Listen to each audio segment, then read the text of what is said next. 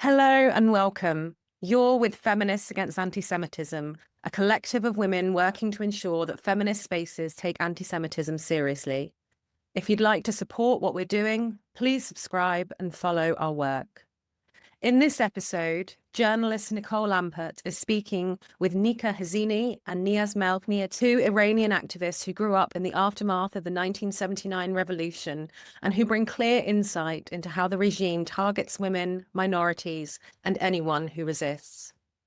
This discussion will look at the history of women's resistance in Iran, the young women leading today's woman life freedom movement, and the uncomfortable reality that many feminists focused on Palestine often amplify Iranian regime talking points and excuse the regime's own violence against women. This conversation is a brutally honest assessment of the reality Iranians face in their struggle for freedom from Islamic fundamentalism. We hope this episode leaves you with a deeper understanding of why standing with the women of Iran matters in its own right, and why their struggle deserves the full attention of anyone committed to women's rights. Hello and welcome to Feminists Against Antisemitism. This is a kind of emergency podcast to talk about the situation in Iran. I'm joined by two incredible ladies, two activists, Niaz Maleknia and Nika Hazini. Niaz is a filmmaker and an activist. Nika is a lawyer, and they both can tell us a lot about what's going on right now to explain the situation. Tell us what's going on the ground, why we've got there, and how this particularly impacts women. So thank you very much for joining me, Niaz and Nika.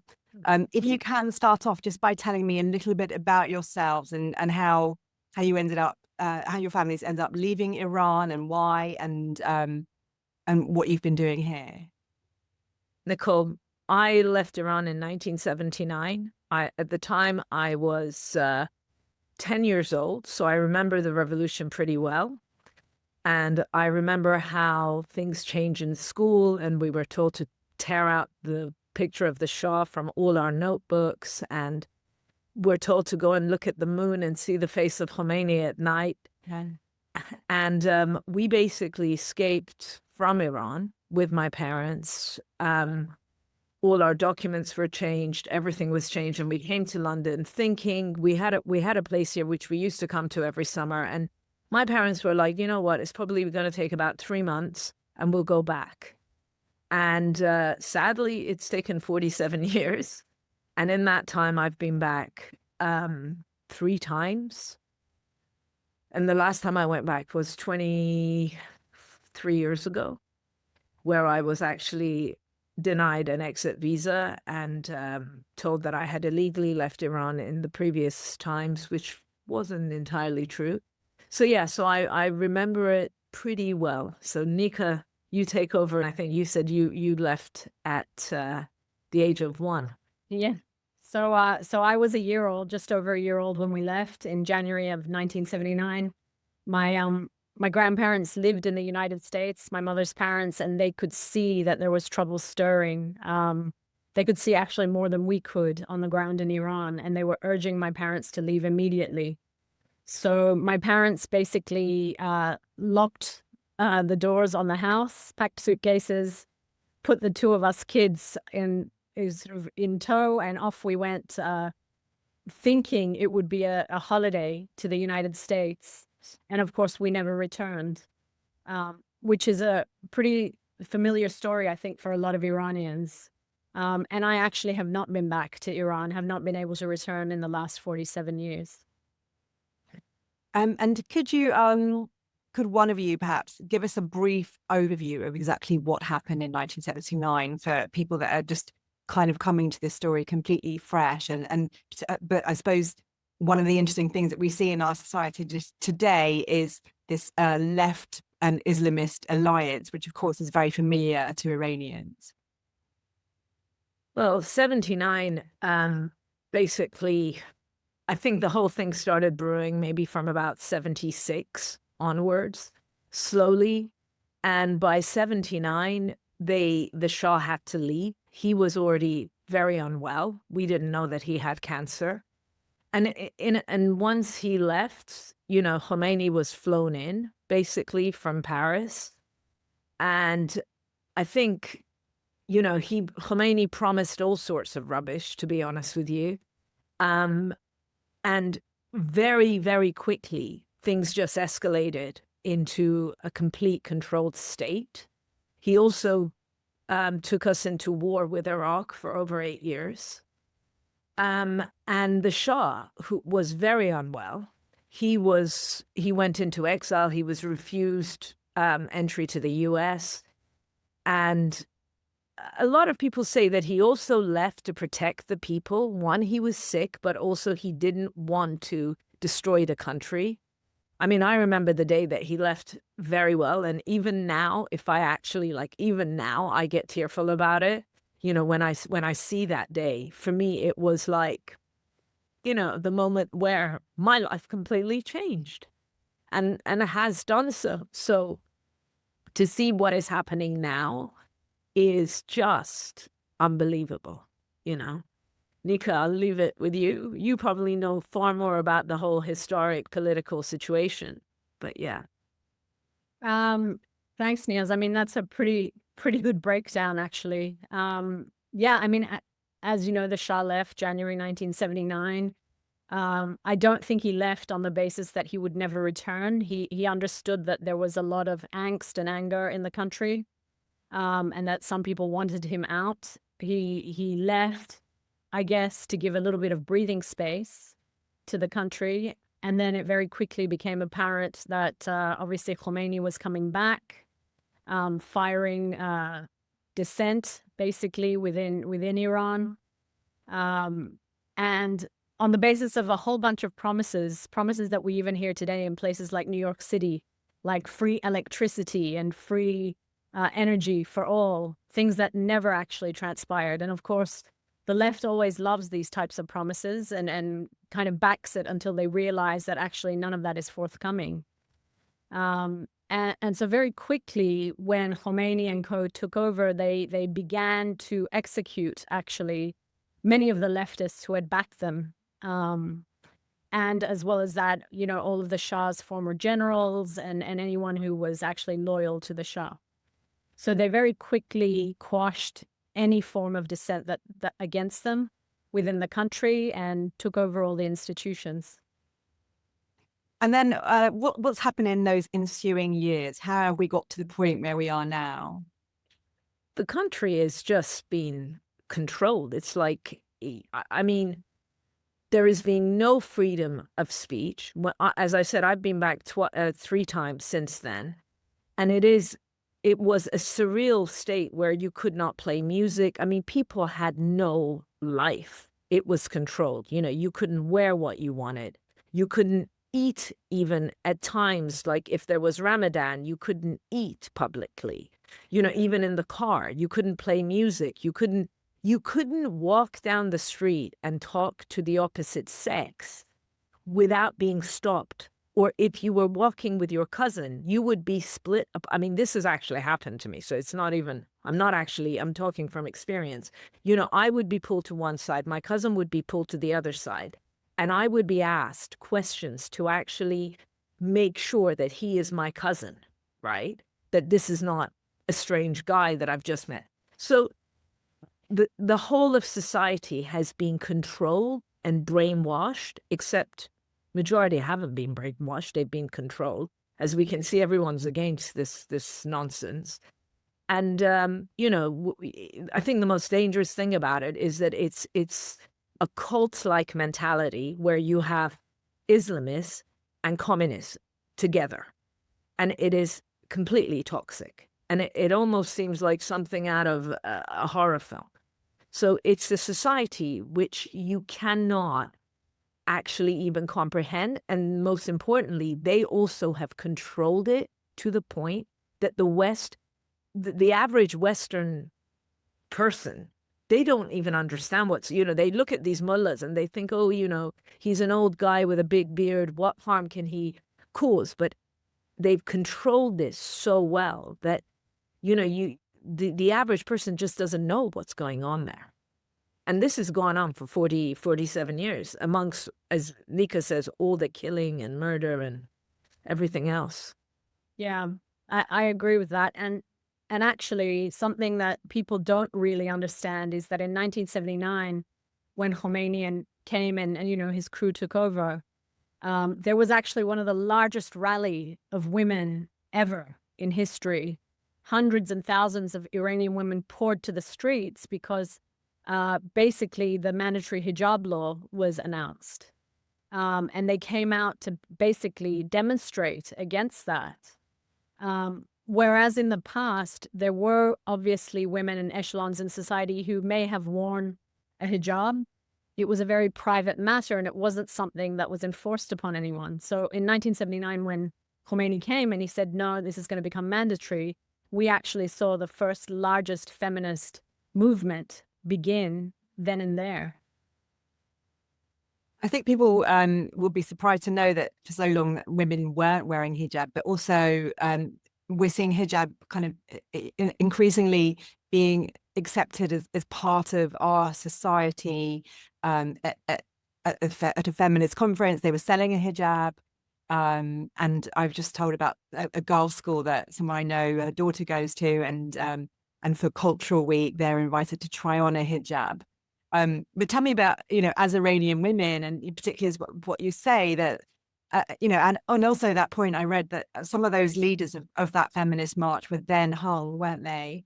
And that was, and basically, and the others were told just accept it because it's worth it for this, and it shows how the rolling over of female freedoms is kind of the start of all the end of all freedom. Yeah, that's absolutely correct. I think, unfortunately, in the West, because of our push for tolerance, which on the one hand is obviously very good and very necessary, although very inconsistent with the way these Islamists function, we think that being tolerant means accepting everything that comes our way. And so we've reached a point where you have school children forcing hijabs on one another, actually, and this is not, you know, this is happening in Austria, it's happening in Germany, it's happening in the UK, where children are being rather honest, I guess, about their intentions, whereas maybe adults are not so honest, and saying to other kids, put it on or we're going to get you. So through intimidation. So, I mean, this is where we are. I think our democracy and our tolerance is actually being used against us. I think, Nicole, it's a much bigger picture, the whole thing with regard to the hijab. And I think that what this cult has done is that it is manipulative and it is controlling, and it makes the young feel as part of a bigger picture of things. And it's tapping into that. And it's dangerous. I mean, I'm seeing it all over the place, you know, and it's now, I see Western girls actually, you know, blonde, blue-eyed girls walking around with the hijab on. And I just wonder, do you actually understand what the restrictions are as a woman? You know, you have no right within that cult. I mean, you genuinely, as a woman, don't have any rights. You are completely controlled, and you have no value. And do you have female relations that are still in Iran? And yes, you can tell me a bit about how life has changed for them. I mean, it's shocking. It's horrific for them. It's, you know, there is no freedom. A lot of them have had to try and escape. They are arrested. I mean, I was arrested. You know, I was in Iran, and I had on a full long coat that you have to have. I had on Levi jeans, which were baggy, but my coat only buttoned up to my knees. I was arrested, taken into the back of a van. I was basically then driven in fear to an office where I sat down, and I was told that I was a disgrace to Islam, a disgrace to womanhood. Basically, I was given a needle and thread, and I was told to sit there and sew the rest of my coat up so that my knees, as I walked, you know, you couldn't see my legs come through. And then my dad was fined. And thankfully, I wasn't whipped and kept for God knows how long. But, you know, these are experiences that happen far worse than what I've experienced. You know, there is no freedom of choice for women there. You are an object, basically, to be used and abused.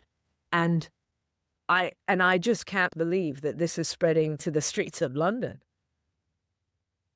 So this latest round of demonstrations, obviously in 2022, we saw the Women Life Freedom movement. And Nika, I don't know if you want to talk a bit about that. And then how's that movement led to this movement, or are they these demonstrations, or are they quite different things?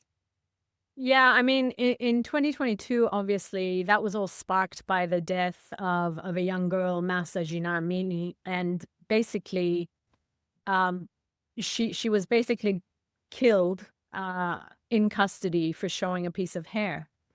And obviously that sparked outrage, particularly amongst the younger generation. So we're talking of children as young as 12, maybe to sort of 20, 25, that age range, especially. And that was about women's rights. And that was about, you know, freedom for women and freedom to dress how they want and freedom to look how they want. And as a result of that, in Iran, very slowly but surely until today, it led to mass civil disobedience.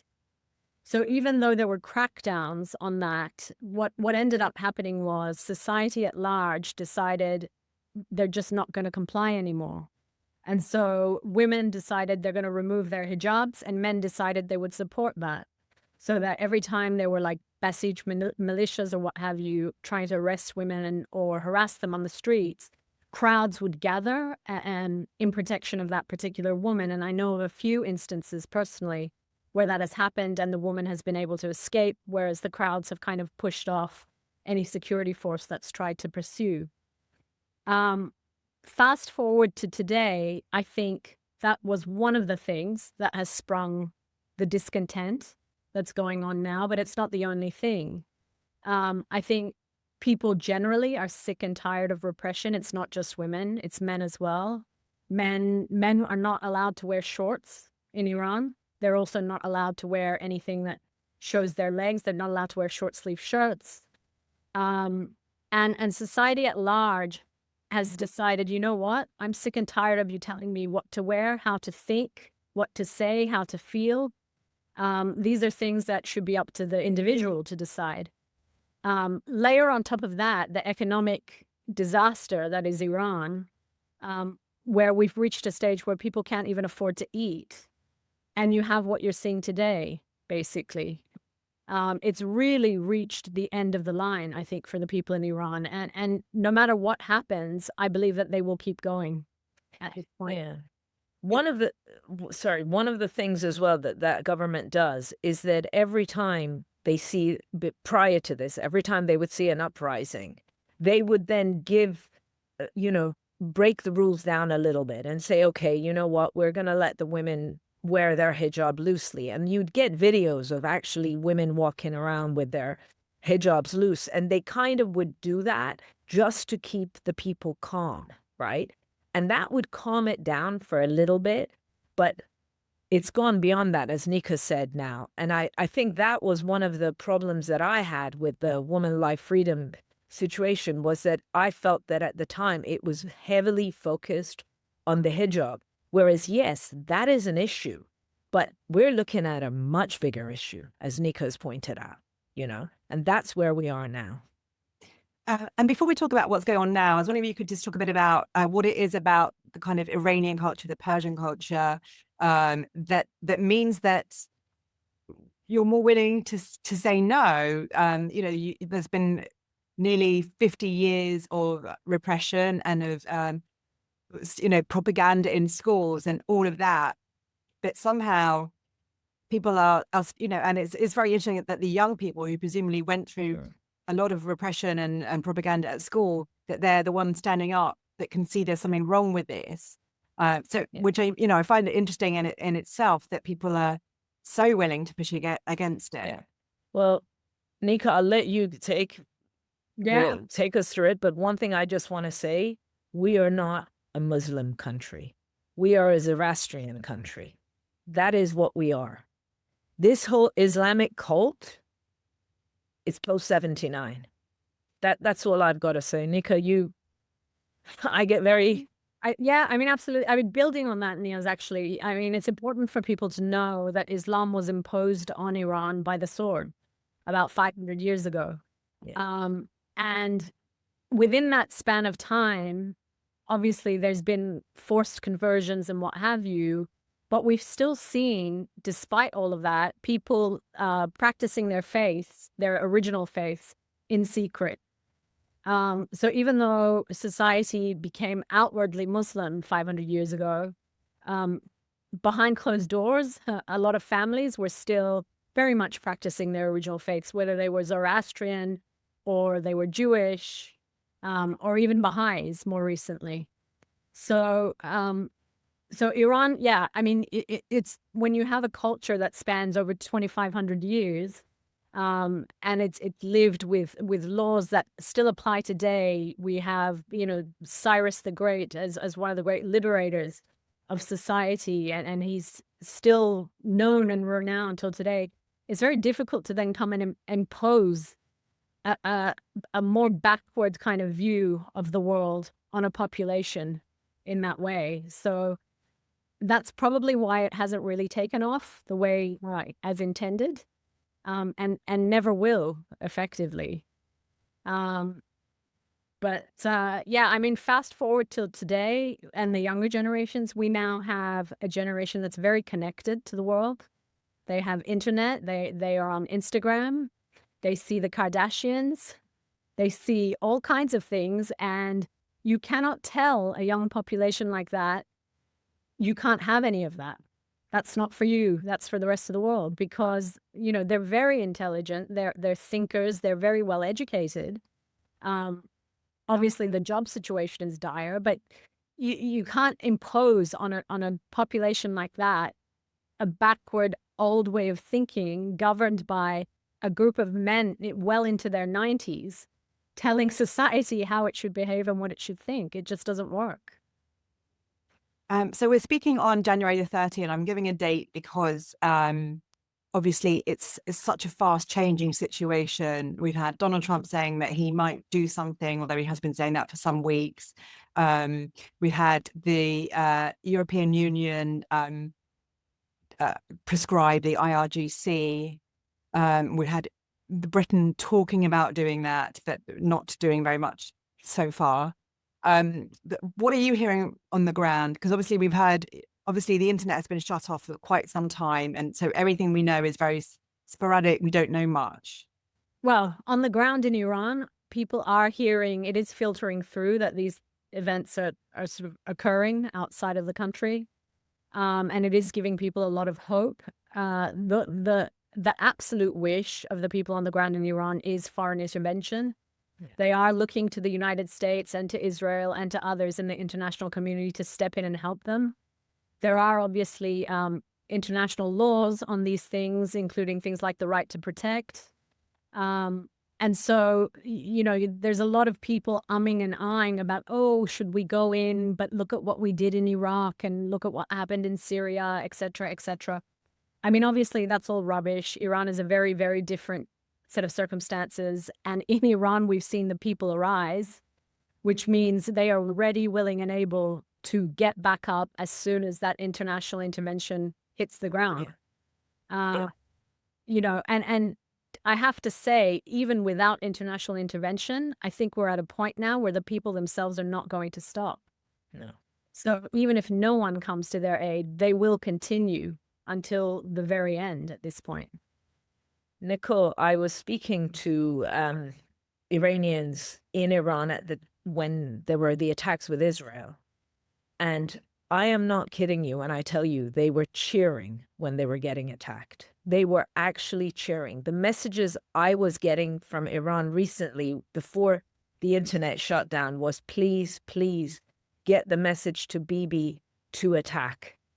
Imagine how desperate people are to ask for that help for their country, for us, myself included, to want President Trump to go in and attack, because without this intervention, I mean, if this regime is not removed now, I don't know when it will ever be removed, but we are now at the closest point, and people they're asking for it. And add to that, there was a deep sense of disappointment on the ground in Iran when Israel stopped attacking, because people were like, well, they've done some of it, but they haven't finished the job. Come on, Bibi, do more. Yeah. Why isn't Israel finishing the job?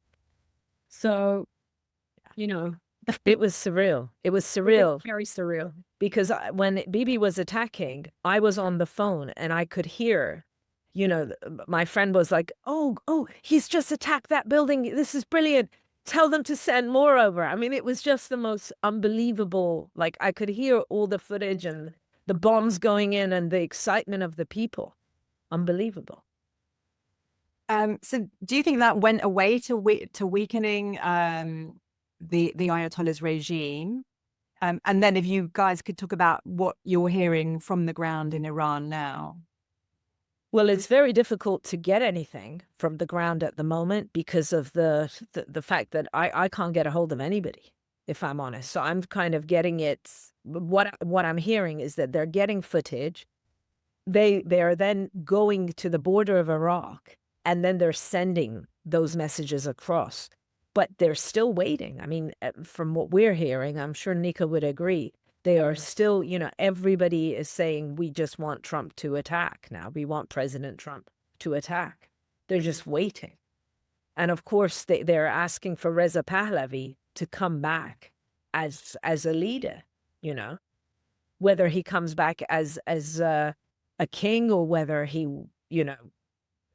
puts in some organization, but that is who they want. That is who they want. I mean, there's no doubt about that at all. Absolutely. I mean, the one name that was actually being chanted in unison on the streets by millions is Pahlavi. We want him to return. And Javid Shah, which means long live the king. So I think there's no doubt about that and about who they want. The one thing I have heard more recently, yesterday, a friend called me and said she'd spoken to somebody, managed to get a hold of her friend in Tehran. And this friend of hers had said to her, we're at a point where we are going to gather all resources, all of us, everyone, the neighborhoods, everyone, and basically, go into battle as a team within our neighborhoods. So that's what's beginning to happen. Like, one example is in the town of Karaj. There was a government building which was the site of kind of executions of protesters about a week ago. And what's ensued is, in the last kind of week, the neighborhood has gotten together and burnt down that government building. So there's like acts of defiance of that nature, and I think that will continue until help comes. So we know that over, I think it was the 7th and 8th of January, there were a lot of riots and there was a lot of murder. I might have the date wrong. But I don't know if you can talk a bit about that and what we know about what happened in the hospitals and what's happened to the doctors, and in particular, what's been happening to women. Yeah. So, I mean, obviously the world now knows that basically protesters were opened fire on. They were shot in the streets. There were snipers on buildings killing these children. Children as young as even 7, 8 years old. And we also know for a fact that a lot of these people who have come in to repress, to carry out this level of repression against the Iranian people are not from Iran. So it does show a weakness in the regime that obviously they don't have enough people who are willing to kill their own at this stage, which is a positive sign, in my opinion. So they've gone out and they've brought militias from Iraq, Afghanistan, Syria, places like that, to basically carry out these murders on the streets of Iran. What we have heard from a lot of people is that a lot of the shouting by these people is not in Farsi, it's in Arabic, which further kind of shows you who's actually carrying out these murders. And we know that there's been plenty of widespread rape and torture. doctors have been silenced and doctors have been killed for actually helping and treating protesters. Someone who was actually there during the riots, who is now out, told me that basically he had gone into a hospital and had been stopped. He had a routine checkup. It had nothing to do with the protests. And the Basij had stopped him and said to him, "Why are you here?" And he said, "I have a routine checkup." And they basically didn't allow him to go in. They were identifying anyone who had, been part of these protests, and they were shooting them in the hospitals and shooting the doctors who were treating them. So a lot of doctors have had to resort to treating people in their homes, using, anything available to them, any equipment that they have, obviously not hospital grade. So yeah, it's quite dire. And they're hiding the bodies of women as well, and hiding the bodies of children at the moment. And apparently they're saying that basically these bodies are going to be hidden. So if Iran does get attacked, then they're going to bring these out and say, oh, this is being caused by the US or by Israel. But the amount of rape as well is horrific. I mean, raping actual dead bodies, by the way. Okay. And how do we know that? This is what we're getting. This is what is coming out of Iran. This is what people are saying. And I genuinely believe, in all of this, because these people are capable of your worst nightmare. Trust me when I tell you that. They're capable of anything. The young girls are definitely being raped before they're killed, because there's this thick, twisted ideology amongst these people that if she's not a virgin, she won't go to heaven. Yeah. And so in order to ensure that happens, they rape the person first. Yeah. But having said that, there is also widespread raping of boys as well by these monsters. So, yeah. And how is that kind of deemed in any way acceptable? And of course, all of it's unacceptable. But as you said, they've told themselves this kind of religious rule where you've got to rape her so she can go to heaven. Is that the same for the men as well, for the boys? No, I think for the men, it's probably more about control, to show dominance. Yeah. So the motivation is slightly different, but obviously the act is equally as heinous. And are they quite happy for people to know that they are doing this, that they're raping?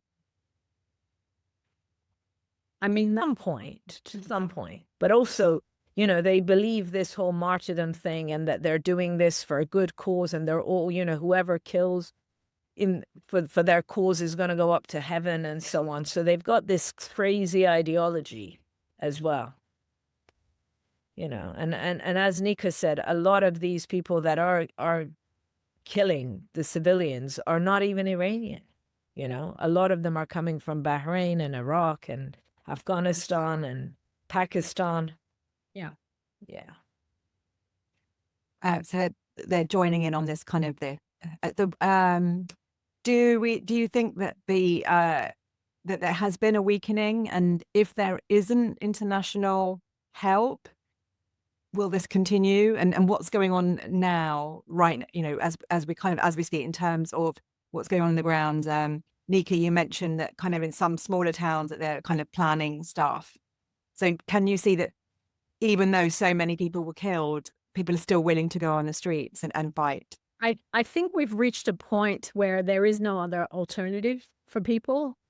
The economy has tanked. It's non-existent, basically.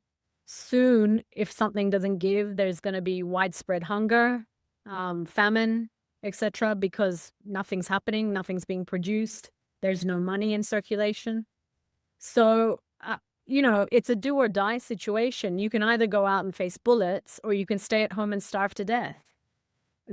That's basically your choice. And so I think people are kind of at the point where they're like, well, why is this life even worth living if I don't do something? There's already famine there.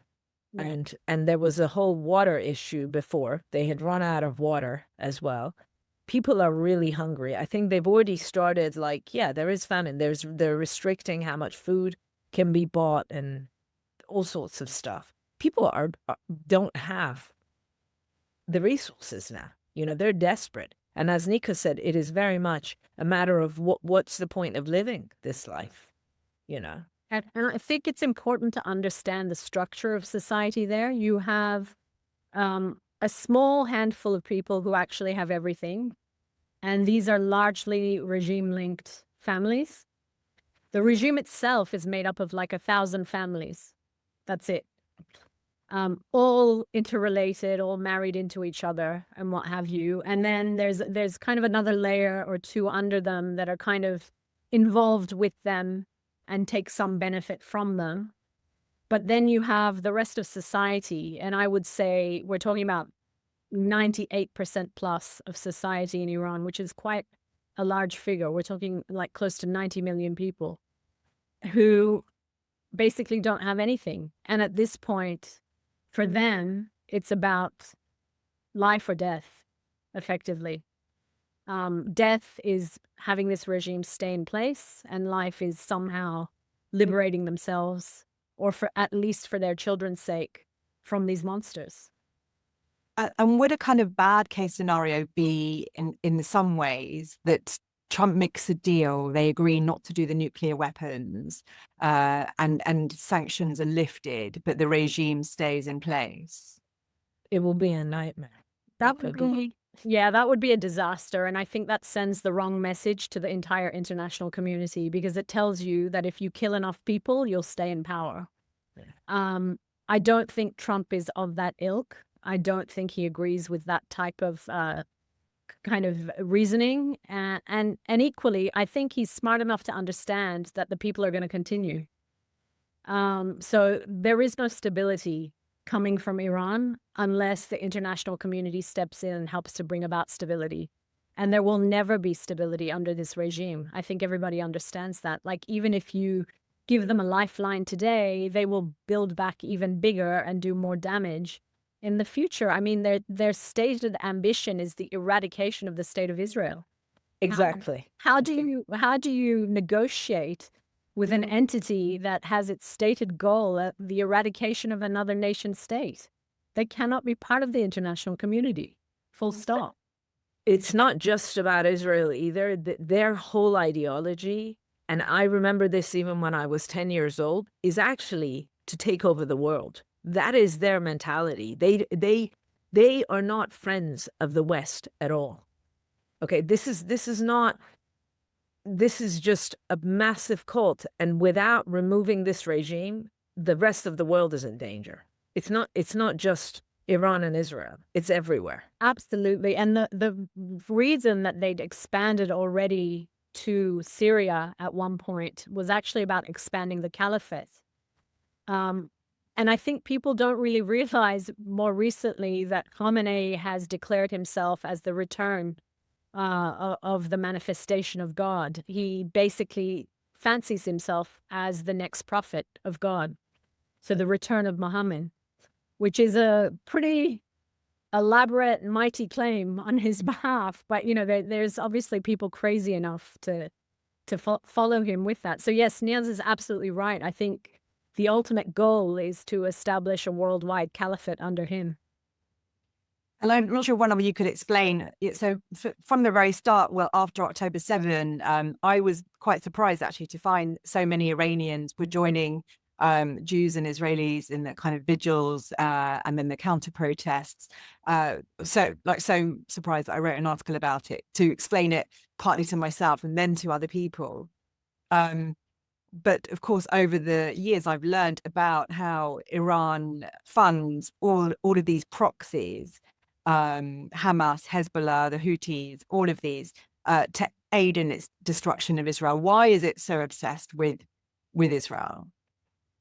It doesn't recognize Israel at all. I'll let Nika explain a little bit further, but it just doesn't even recognize it. It categorically says that it should be erased from the map of the world. That is what they say. But I think that the rest of the world does not understand the whole dynamic between Iran and Israel, and also just to add, Iran and Israel have such a connection as well. I mean, Iran had one of the biggest Jewish communities historically. We had the biggest Jewish community. So we have a very strong connection. But this current regime wants nothing to do with Israel.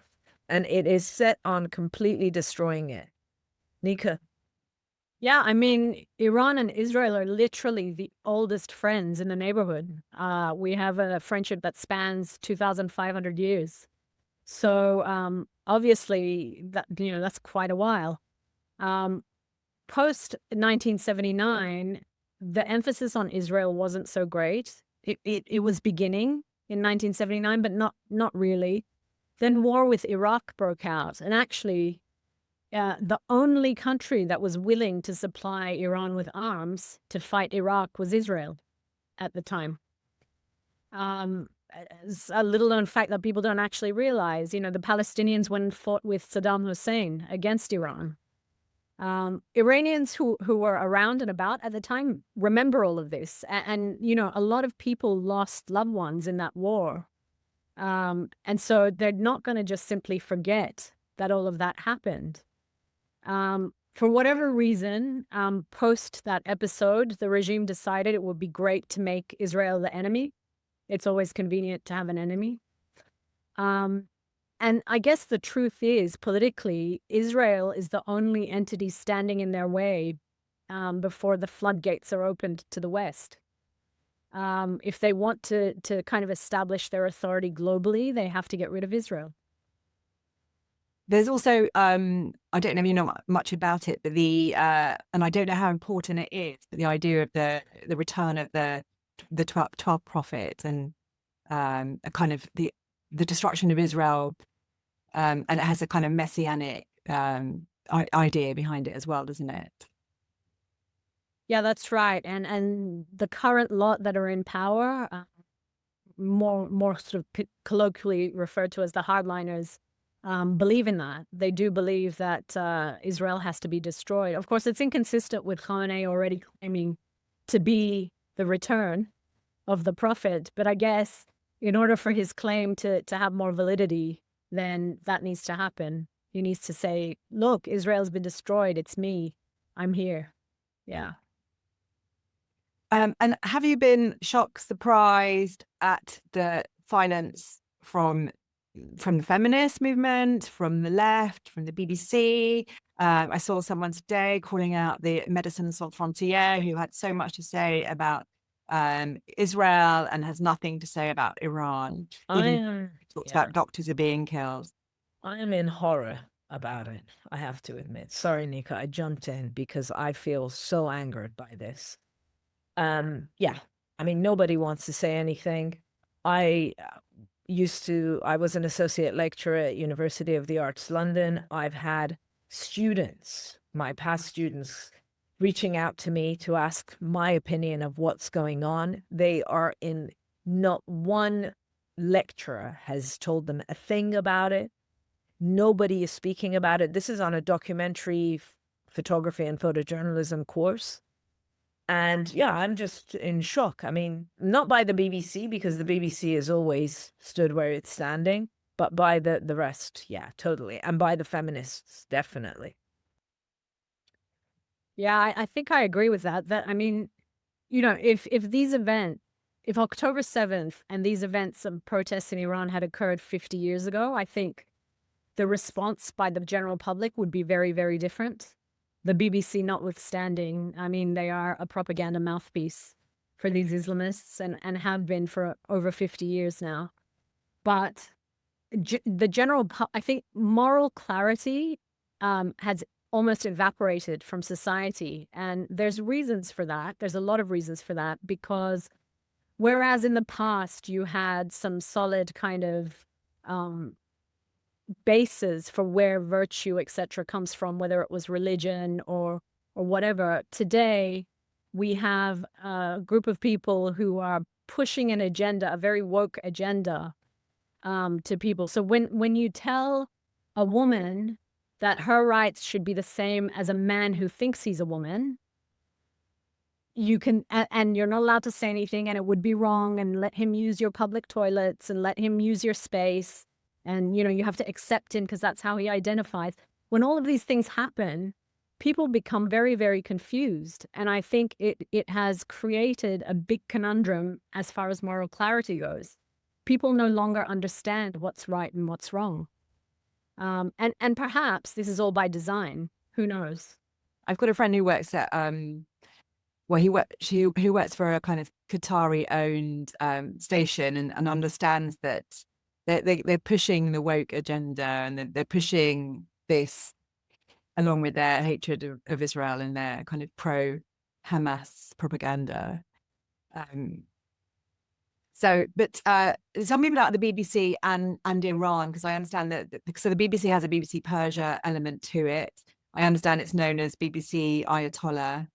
And what we've seen, what I've kind of noticed as someone, I suppose, because I'm kind of close to the ground on Israel, and so obviously started seeing from Iranian friends what was going on in Iran, is that there was a kind of sole person from BBC Verify who was saying this is true, like was basically verifying footage, but there was nothing on the BBC homepage for a good couple of weeks. Yeah, that's right. I mean, it took the BBC a very long time to actually say anything, which is rather shocking, because if you are purporting to be, the gold standard for news, then why aren't you reporting what's actually going on around the world? Why are you being selective about what you decide to actually talk about and what you don't? So I think all of that became, very highlighted. I think a lot of people, including non-Iranians, started to really see that there's a problem here. I heard various commentators from the LBC actually make the point as well, which was interesting. And I think it's put the BBC in very poor light, frankly. They're dishonest. They are completely dishonest, and they're very selective, as Nika says, and they can't be trusted. So, they downplay everything, or they use the narrative to suit their own agenda.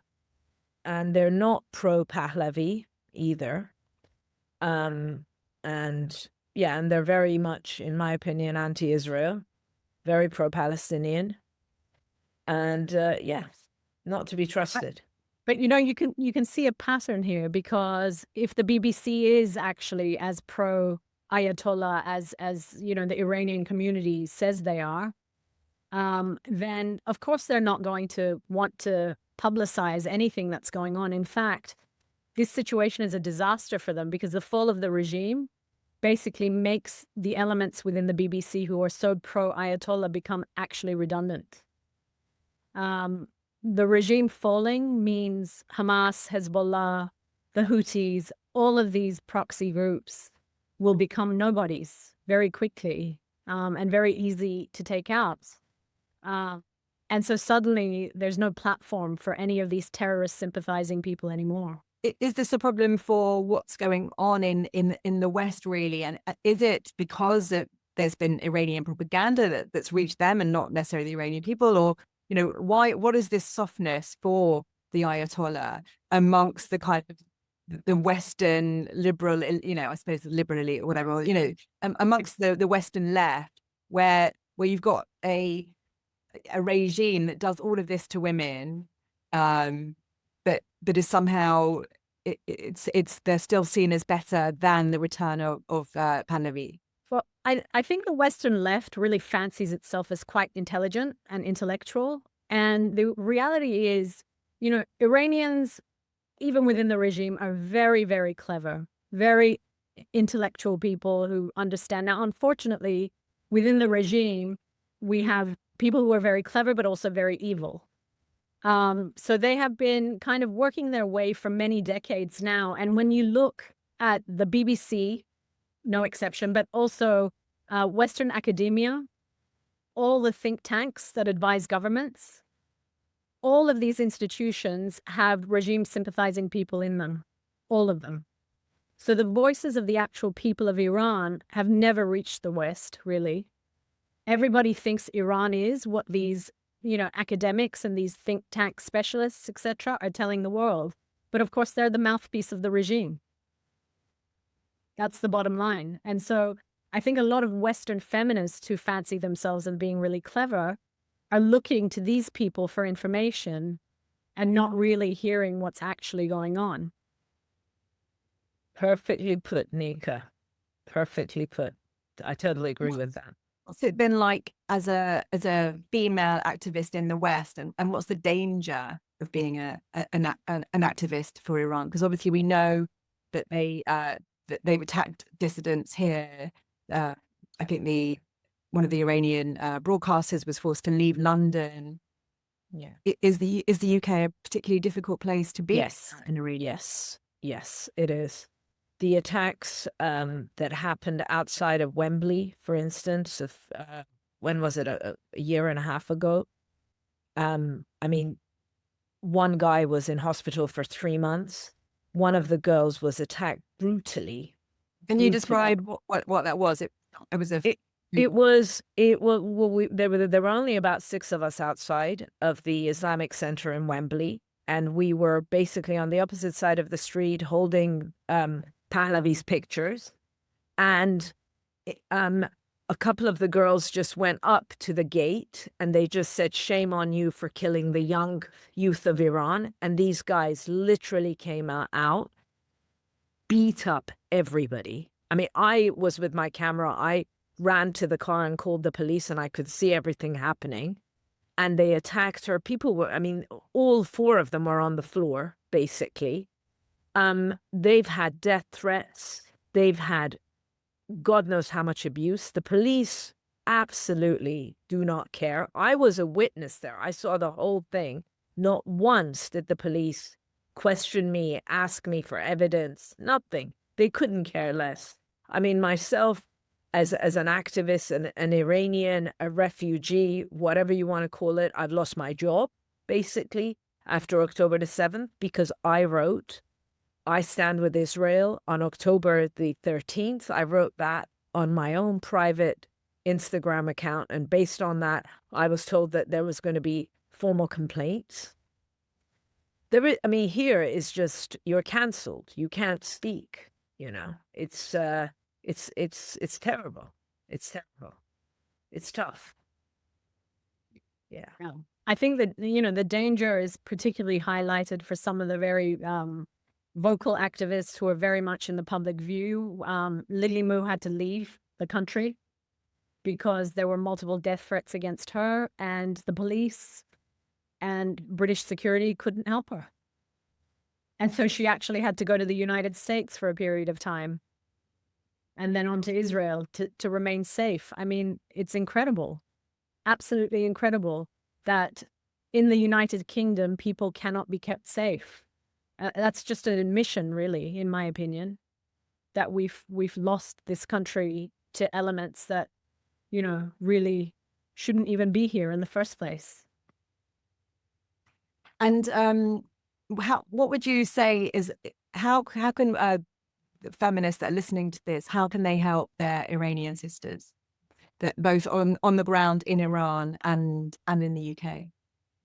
I think first and foremost, I think people need to educate themselves about Iran, about its history, and about its peoples, and to really, dig deep, because what does it mean to be a feminist?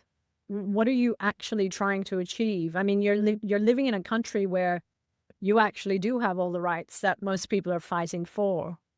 So who are you actually fighting for, if not for them?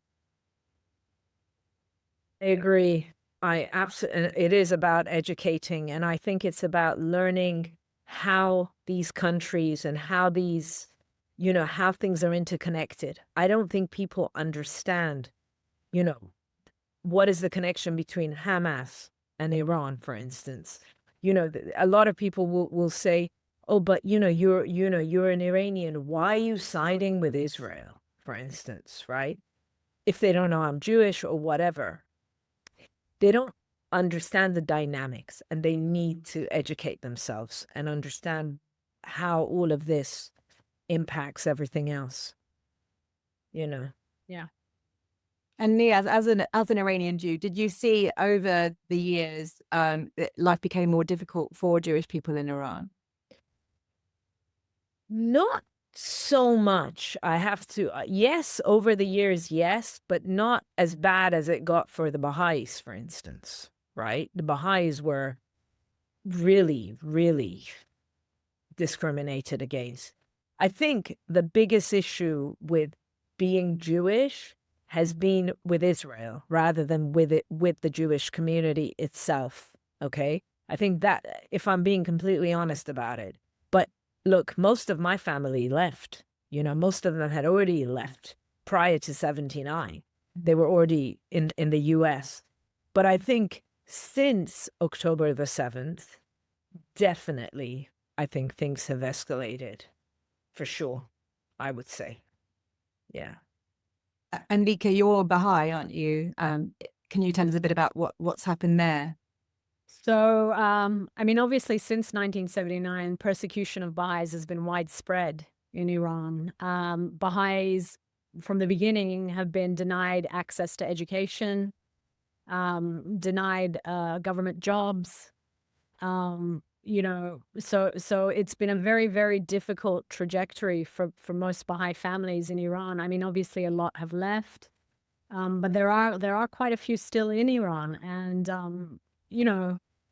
as with any community, the more persecuted you are, the more resilient you become. But by the same token, yeah, I mean, it's been appalling for the Baha'is in Iran. Absolutely appalling. And apart from educating themselves, would you like to see more Western people on the pro-Iran marches? Absolutely. Absolutely. Yeah. Definitely. There are barely any there. Yeah.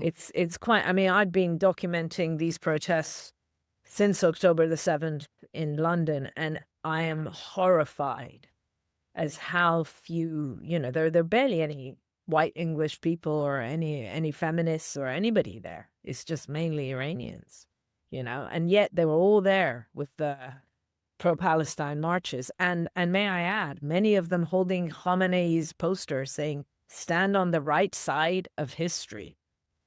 Well, what can I say? That was quite staggering, wasn't it?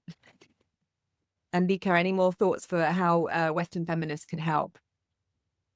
Yeah, I think, come along to some of the marches, meet some people, talk to them, let them share their stories with you, and then you decide, you be the judge. And obviously bear in mind that if you don't stand up for the rights of people or minorities in one place, one day you find yourself to be that minority. So it is incredibly important to always champion human rights across the globe. And Nick, can you talk a bit about the pro-Palestine love affair with the Ayatollah, and because I noticed that on a group that we're both on that you there's a makeup artist, there's a famous makeup brand, is it Huda? I don't know her name. Who's pro-Palestine. I think there was verging on anti-Semitic stuff, but I'm not sure exactly what she said.